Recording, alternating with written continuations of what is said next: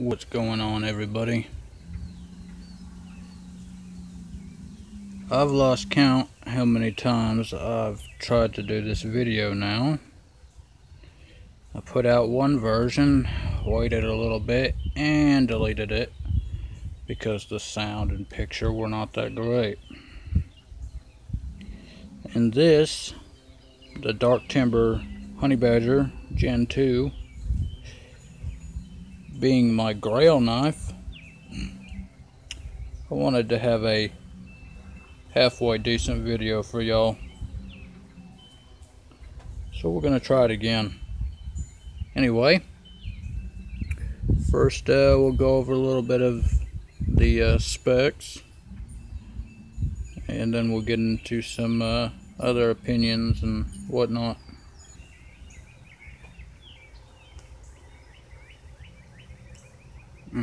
Check out them liners. Love it. Alright, so you've got an overall length of 12.5 inches, a blade length of 7 1/4, a cutting edge of 6 3/4. You've got a blade thickness of 4.8 millimeters or 3/16. You've got a weight, and this is something I really love, of only 11.3 ounces. That is noticeably lighter than your SE6. When you have them both in hand, you'll be able to tell that difference. You'll be able to feel it. I was very much impressed by that.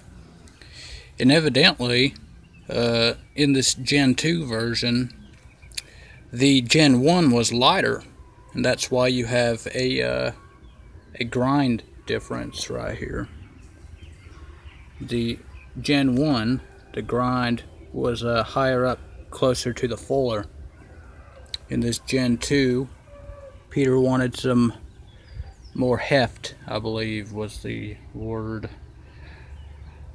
So I guess for chopping purposes, so he added a little bit more material there to give it some more weight. But still amazingly light.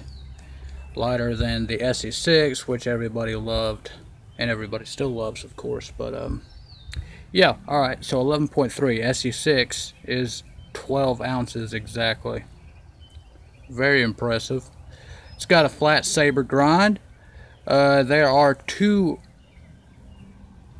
finish options. This one right here, you've got a satin on the flats and an acid wash. Let's see how well I can get that. This is not a new knife now. I've used it obviously, so it's a little bit worn, but you can see the secondary there is the acid wash with a normal plain edge V grind. I don't know the edge angle. I tried to look that up. Whoops. I'm sure I'm messing with the sound already. Alright, handle material. You've got micarta right here with a burl inlay, and you've got all sorts of different options for colors with your micarta and your inlays. You've got different woods and burls and all sorts of different options for those inlays on both the Gen 1 and Gen 2. Beautiful. And you've got the orange liners right here. Sure. I just think really sets off the aesthetics of a knife. I love orange liners, as you can tell. Just really makes things pop, in my opinion. The sheath is a Codex.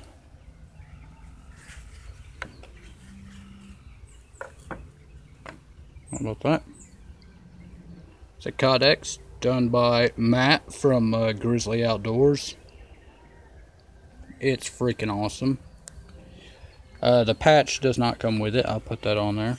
One thing I really love about the Sheath is, number one, it's super light, but number two, he offsets all of these.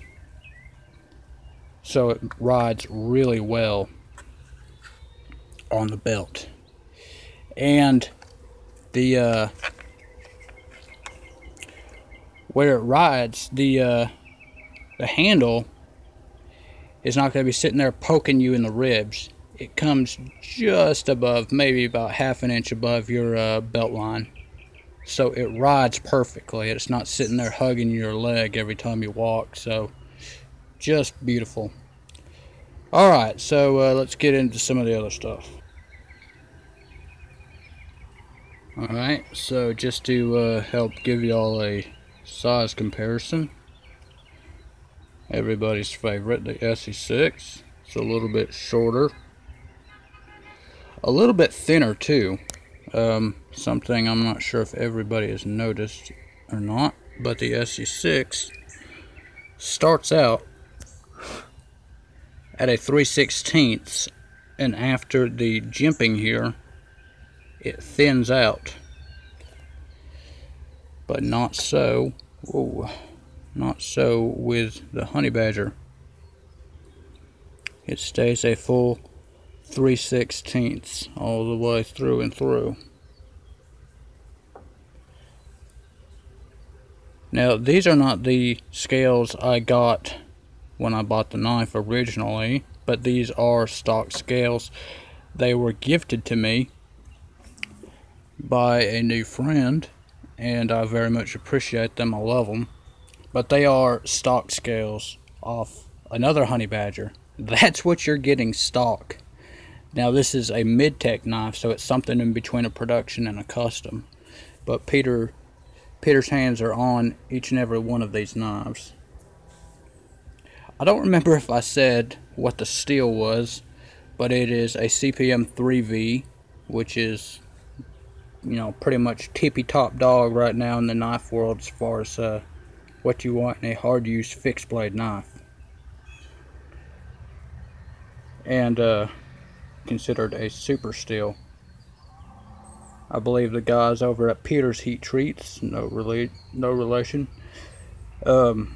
they're the ones who do the heat treat for this, and they are pretty much the Rowan of CPM 3V, as Rowan is for 1095. So they really got this stuff dialed in. I believe they're the same guys that do the heat treat for Survive knives. I'm really hoping I'm getting the lighting good on this. There's only so much I can do with a cell phone. But it does have a squared spine, sharp spine, very sharp.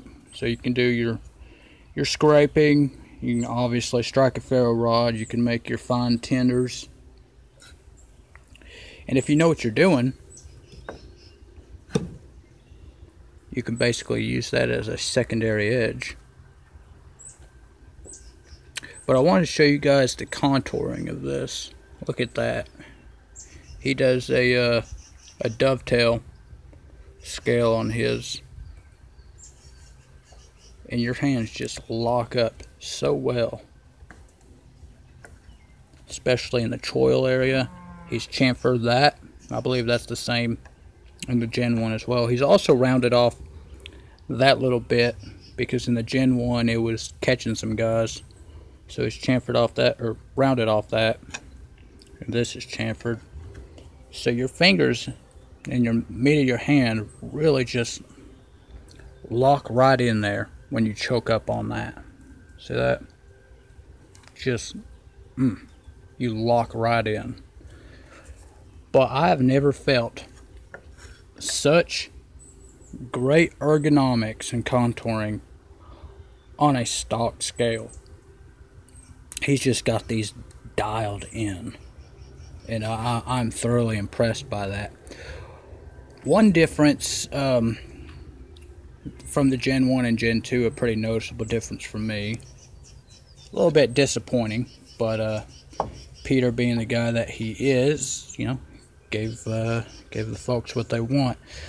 On the Gen 1, this tang right here, the pommel, was extended just a bit, or he left it exposed from the scales just a bit. Sorry about that. That's obviously for striking purposes, and some folks complained and said that they felt it looked unfinished. They didn't realize, I guess, what the purpose of that was for. And so he finished that out. I like having a working pommel. I like having a pommel that I can strike with in my woods knives, utility knives, survival knives. I think survive knives and Miller Bros, those types of pommels, those are my favorite pommels. I love those. Those are working. I don't care for spike pommels or anything like that. But no worries. You can still strike with that. You know, if you hit the micarta, you're just going to guff it up a little bit. You're not going to break it. Under normal use, at least. And so it's not a terribly big deal, but there is a way around that because the tang, the steel hasn't changed, just the scales. So if you get custom scales, or if you get some scales off of Gen 1, you can have that extended pommel back and use it. But thought that was something I would mention. One more noticeable is the new hardware. I don't remember what the old hardware was, but this new stuff, which I think looks really nice, is the brass hardware you see here. That is updated.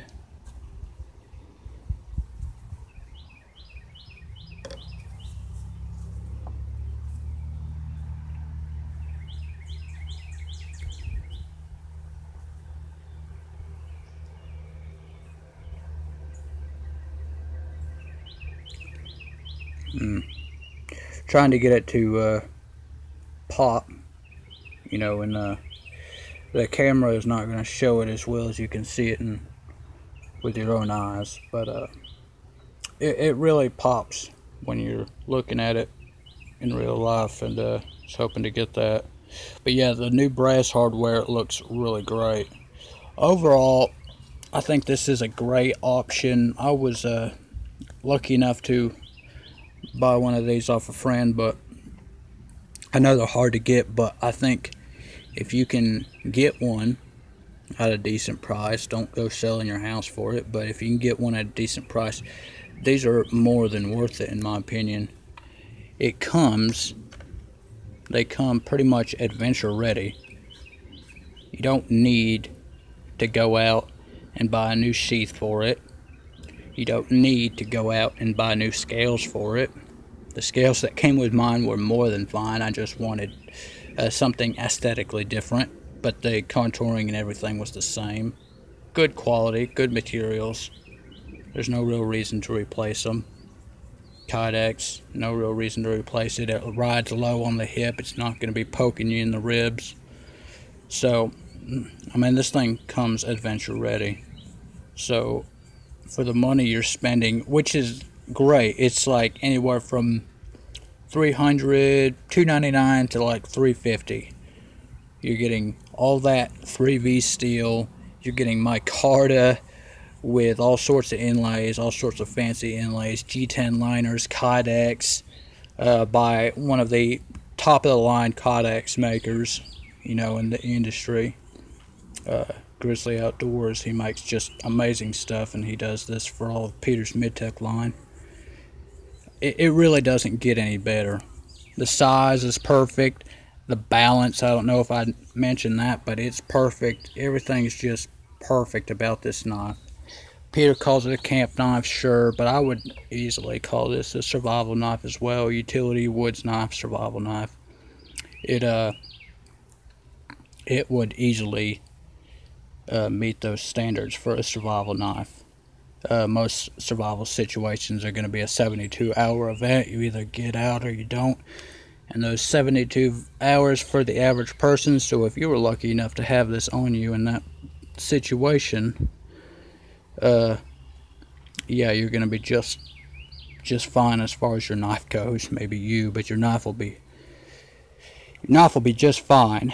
It's not gonna rust enough to damage the steel in any serious way structurally. So anyway, this is just a brief overview. I wanted to get you guys to be able to see it in better detail. It's got a great edge on it still. This is a little marred up obviously from use, but anyway, I'm about to run out of battery life. If you guys got any questions, just throw them in the comments. I'm sure I'll remember something I left out as soon as I press stop. But anyway, it's a cell phone. Till next time, guys.